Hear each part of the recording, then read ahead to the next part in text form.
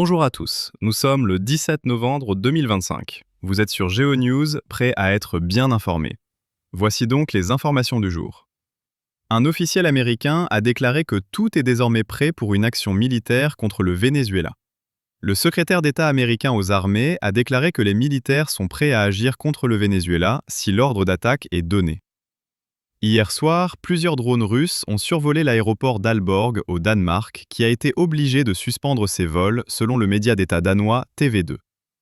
Le président Trump a confirmé hier que les membres républicains du Congrès travaillent sur une loi qui sanctionnera tout pays faisant du commerce avec la Russie.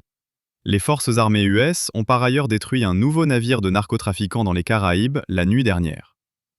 Maduro a qualifié les exercices conjoints entre les USA et Trinidad et Tobago de sérieuses menaces. Les États-Unis ont déployé des bombardiers furtifs B-1 pour un exercice conjoint avec le Japon au vu des menaces chinoises. Le chef de l'armée indienne a déclaré que le pays doit être prêt pour une longue guerre après les récentes tensions avec le Pakistan suite à l'attentat à New Delhi.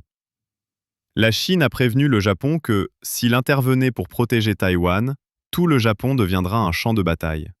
C'est une menace bien lourde de la Chine depuis fort longtemps. La Chine déconseille désormais à ses citoyens d'aller étudier au Japon.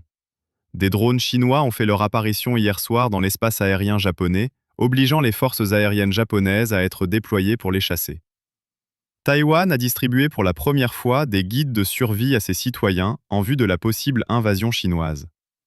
La Pologne a décidé d'organiser une réunion d'urgence nationale dès demain au vu des récents sabotages. Un nouveau sabotage a été constaté sur le port polonais majeur de Rzeszów, qui sert de hub logistique pour l'armement envoyé à l'Ukraine.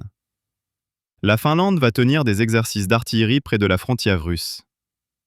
Enfin, l'Éthiopie connaît une nouvelle épidémie du virus Marburg qui a déjà fait 9 morts selon l'OMS. En France, on signale un premier décès d'un jeune de 17 ans dû au protoxyde d'azote selon France 2. Aussi, un vol de données personnelles a eu lieu contre le service Page Emploi de l'URSSAF, selon France 2. Enfin, Manu va tenir une réunion au sommet à l'Élysée sur le narcotrafic, selon CNews.